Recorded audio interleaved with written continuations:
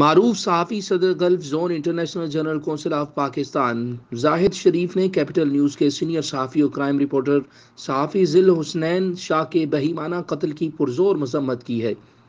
اس موقع پر انہوں نے وزیر اعظم عمران خان، آرمی چیف اور وزیر اعلیٰ پنجاب سے مطالبہ کیا ہے کہ قاتلوں کو فوری گرفتار کر کے دہشت گردی کا مقدمہ درج کیا جائے اور صحافیوں پر بڑھتے ہوئے واقعات کا نوٹس لیا جائے۔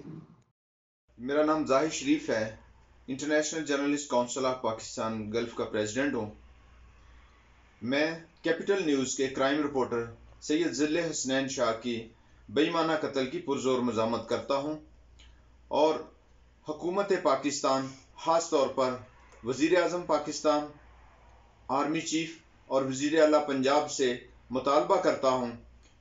کہ قاتلوں کو فی الفور گرفتار کر کے قانون کے کٹہرے میں لایا جائے،